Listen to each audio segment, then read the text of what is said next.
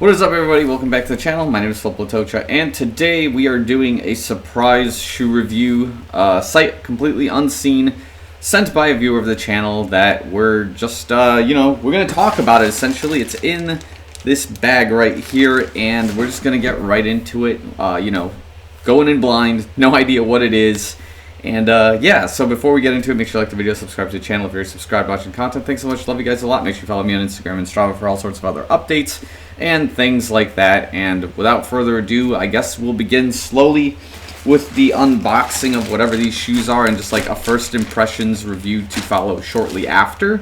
But I guess I'll give you guys basically kind of the deal as to how this came around. So essentially, I posted well, I didn't really post, but most people who watch my channel, just usually watch for like shoe content. But there are also people on YouTube who will watch to buy old pairs or already destroyed pairs of shoes, whether it's to repair the shoes, whether it's try to maximize the life out of them, whether it's trying to collect the shoes for any other reason. I have people who reach out to me on like Instagram and whatnot to buy old pairs of shoes from me. So a prime example was that I've always been discussing wanting to take apart one of my old Pegasus 37s. It so ends up that somebody really wanted to buy that old pair without really giving me an explanation why, but they bought the pair from me, I sent it over to them, the user is completely happy with the shoe, and they continue buying shoes from me in that sense. And then I have others who buy shoes from me in bulk as well.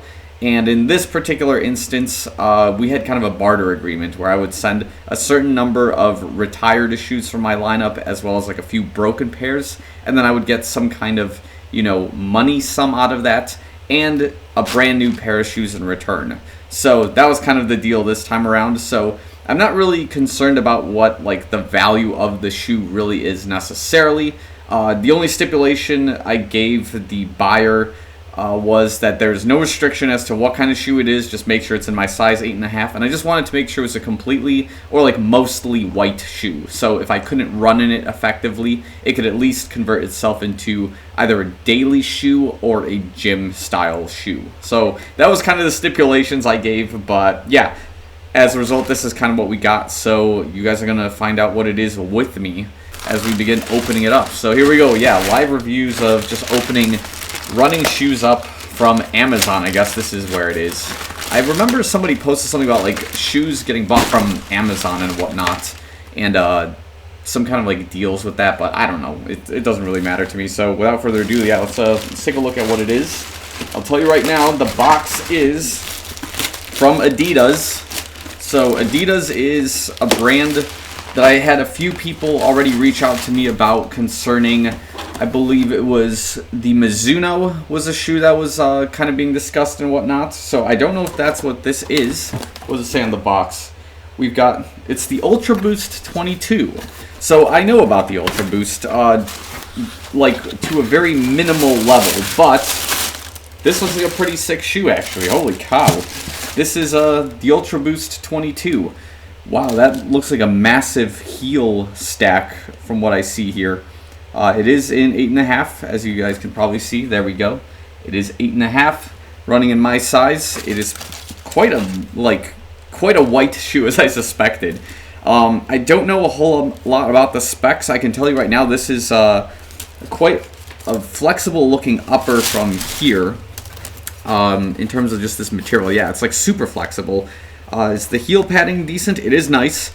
It's got kind of a structural similarity to the React Infinity Run Flyknit, just from like a stance of like looking at it like this, right? Where you got this like plastic heel cup, which is quite strong in this sort of direction, also pretty stiff in towards the back. We are using whatever Adidas foam is labeled. I've seen the name of it somewhere, not on the shoe, but I've heard it like get talked about on the interwebs and whatnot. Man, it looks like it's a mid-stack height shoe based on what I see in the forefoot area, and then it's got like this huge looking heel, but I don't think the stack height's going to be necessarily a 10mm offset from the looks of it, but it also could be.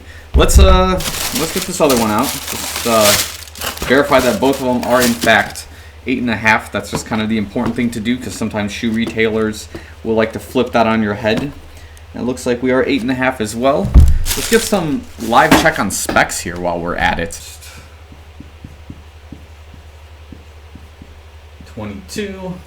Looks like something between 8 to 10 millimeter offset, which seems to be correct, just based on the archway of the shoe from this perspective. Let's see what we've got here. It's telling us that we've got a 30.5 millimeter heel. That's quite. That's like pretty much kind of like a mid stack if I'm not gonna lie to you. It looks like we also have a forefoot of 21.2. But if we round it a certain way, let's just say it's 21, right? So it's approximately this, a forefoot. That gives us approximately an 8 to 9 millimeter offset. So that gives us like a good, I would say, training stack and offset for a shoe that you want more forefoot action for. And this, again, like based on just those specs alone, not even like without checking what the weight of this shoe in my size is going to be, will put it at like the same tier as the Infinity React Run Flyknit series shoe, which is awesome. I hope the shoe does perform in a similar fashion where we're going to have essentially a relaxed daily running shoe without too many moving parts, because if you want to play around with like the Infinity React, that's what you're essentially going to get. And like based on what I'm feeling here from the shoe itself, the heel definitely has a lot more weight than the forefoot, as you can probably suspect. There's a lot more going on here. It looks like our tread on the shoe plus the outsole has a few moving things here as well. It has like the Continental rubber signature, which I do recall was a piece to the shoes as well. And yeah, man, what is this? Oh, is this the Adidas Boost foam? Is that what it's telling me here? This one piece, this Ultra Boost. I don't know. That might be what it is. Again, I'm approaching this shoe as a sight unseen, as somebody who's never used Adidas, so you're kind of learning about the shoe as I'm learning about it in this particular case. But yeah, I guess the next thing that's left is to finalize the weight of the shoe for myself, in addition to actually taking it for a test run as well. It isn't the lightest running shoe out there. That's fine. I suspected as much. Again, if it is following what we consider the Infinity React model. And in this particular case, it looks like they want to put the shoe, what is this? They're giving it in a size 9, approximately 11.8 ounces. Is that correct? Huh. Well, looks like we're going to have some conflicting sources on things as well. It's giving me an 11.8 in size 9. So the logical move there is to assume the weight of the shoe is going to be somewhere about 11.5 to 6 ounces, which kind of ends up converting, I believe, maybe to like 327 to 330 grams on average. So those are kind of the specs I'm seeing right now from that perspective. Also, what I'm seeing here on the Running Shoe Guru, it's telling me that we have about a 33 millimeter heel, and it's telling me we have a forefoot of 23.